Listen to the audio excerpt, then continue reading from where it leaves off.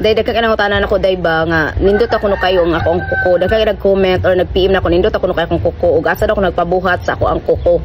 Kasaba ba sa manok? Ako yun yung isulod sa kaldero ron please lang. Paderlan imong manok gisapot na ko at charot. Bitaw isa ba kay manok day. Bitaw kani bitaw akong kuko day no is ako ron jud ang nagbuhat ani. O di ba? Then pag humanday nabali day. Mastang balia day makita ninyo day. Nabali day natunga day. Nabali parte ng hugawa day kay nang limpyo pa mi day. O tanawang kamot day. O di ba parte hugawa. Saba ba ni manok ni Paderlan ako man jud ning butang sa kuan ron. So bitaw day ako rin nabuhatan ni akong kuko day no. Nag-order lang ko og mga gamit nga pangbuhat sa kuko kay lagi day. Kung magpabuhat man ko day sa sulan ako day ba kay magsikog og agto. Marag hassle kay ba kana bitaw ko kalasa kay kog time mo nang ako na lang ang mubuhat sa akong kuko kay kabalo man pug ko di ba. Feeling jud kay sa tanan nga makabalo pero in fairness day nindot siya pagkabuhat na ako day. First time na ko ning gibuhat ang ako ang kuko day.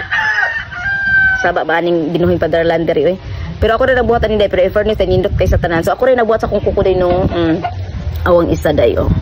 Ako rin nabuhatan na day. Di man ni siya perfect para sa mga nail tick, pero para sa ka-perfect na ni day, kaya ako ning haguan, ug maayo. Sinana day no, sa tarong manok ni Paderlan day, parte sa baa day, ay. Ito pa day, di ba? O di ba, parte sa baa day. Muna akong music, background diri day, pag nako sa bukid, ang manok jud ni Paderlan. Para day, sige lang, nagsaok day. Maglagot lagi ko na day mapuntag yun na sa kaha day baday rabad ko mo ila charot bitaw day oy please lang dili ta magbad ani sa manok ni Paderlan.